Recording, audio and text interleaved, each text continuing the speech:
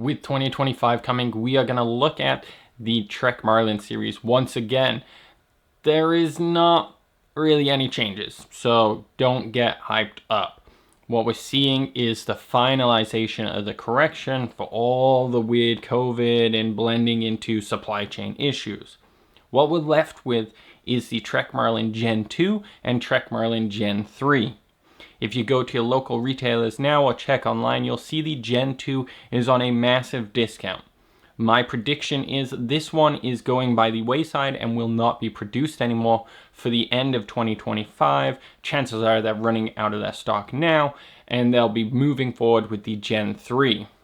And spoiler alert, I bet they get rid of the Gen system altogether. This was just a weird shipping container issue, generation name. They're probably getting rid of it.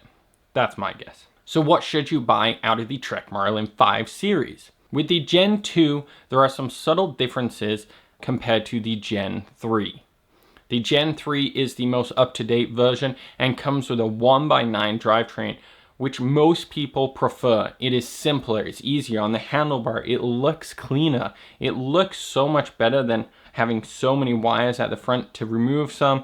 It just looks clean. It also functions simpler. You've got up gears and down gears. There's no other complicated, am I in the right gear? Am I on a 1 in the back and a 2 in, like you're bouncing back and forth.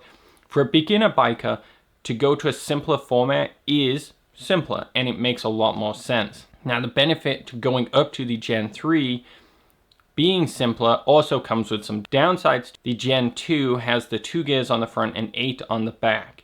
This gives you actually a slightly wider range now. It's very minimal. The 9-speed cassette has a bigger jump at the lower gears, so you still get pretty much the same, but the increments in the back end on the Gen 2 are going to be a little finer and a little closer together. Whereas the Gen 3, as you go up, it's going to spread to a bit wider. Not that big of a deal, but there is some niceties as a beginner. If you're not as in shape, you actually can fine-tune your ride a lot better. Downsides to it is, with 2 on the front and 8 on the back, you do have a bit more complication up in the handlebars to figure out which gearing you're switching, left, right, up, down, all that setup. If you have some experience with mountain bikes or you're quick thinking, you will get over this very quickly, and both options are going to be great. I would recommend the 1x9 because it is just less maintenance, less things to go wrong. Your chain is under higher tension, so it's going to fall off less, especially if you're actually going to mountain bike. If you're going to commute a lot with it, the 2 gears on the front, like I said, do give you a little bit better range and finite feel between the gears. It's not huge though, but it is worth noting. If you're primarily commuting, the older one probably is a better choice. If you're going to focus a bit more on trails and you want a better trail performance, the Gen 3 will do a good system on-road and be a bit better off-road. They both have 100 mils of travel with that 30 mil stanchion fork, so it works well. It will perform pretty well. Obviously it's just spring loaded, there's no air pressure to change, so it's just simple. It's basic. Downside to the springs is obviously they're not customizable even on this model. You're not going to take it apart and put a heavier spring in for a heavier set person or a spring for a lighter set person. I always find these springs are generally set to the lighter side of things anyway, so that it's comfy for everyone. Obviously, the rougher you get off-road, if you're a bigger person, you're going to crush these springs pretty good and it's going to be a rougher ride for you particularly, but not critically bad. The fork also has the hydraulic lockout, so that's a little blue dial on the top of the fork. It allows you to turn off the suspension if you want. For commuting, this is a great little feature which makes it just a little bit comfier and a little less bouncy when you're going down the roadways. I wouldn't stress about it too much. A lot of bikes above this level, pretty much all mountain bikes, everything has that. You'll probably not use it as much as you think. Most people either turn it on and it's on, or most people turn it off and forget to have it there. But it is a feature to be noted by. So that's about it. I haven't made videos about these ones in a while because all my other ones are still relevant. They haven't changed. The Trek Marlin is still a trail-worthy bike with commuter-built features to it. It's comfy, hydraulic disc brakes, a reasonable suspension set, and good shifting. No matter what version you go to, they're going to be great. They're going to be very similar. They didn't fully wipe off the planet, the other one, to replace it. They're just here together. The Gen 2 is definitely the better price right now, and you'll probably find more package deals with those ones.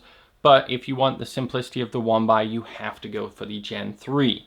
Both bikes come with the option for all the rack mounts, kickstand, and a light setup if you want. Obviously the lights just strap onto the handlebar.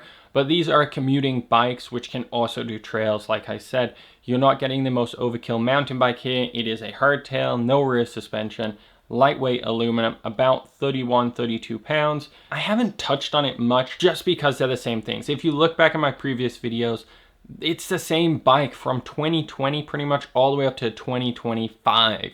We added the Gen 2, Gen 3 system into it, but they're the same bikes. They've got hydraulic disc brakes, which is fantastic. A lockout front fork, which works well. It's efficient. It is designed more for commuting and rougher roads than full off-road downhill trails, but it is a trail bike that can go on an adventure. You're not going to take this to Whistler Bike Park, but it is going to perform pretty well on any off-road trail system you take it to.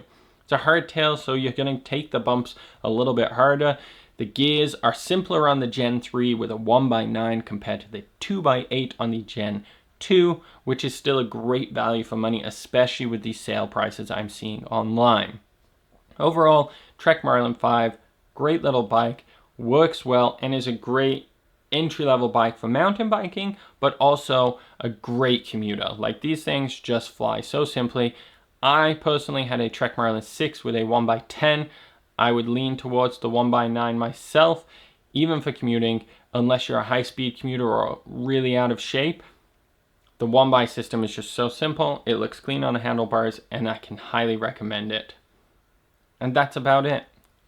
I will make more videos for all of them. They're all going to be quick updates because they're the same bike, but I recommend watching them if you want a fresh take on them with a little bit of space between the bikes so you understand where I'm coming from compared to before was more of a sales technique. I'm just telling you about them now.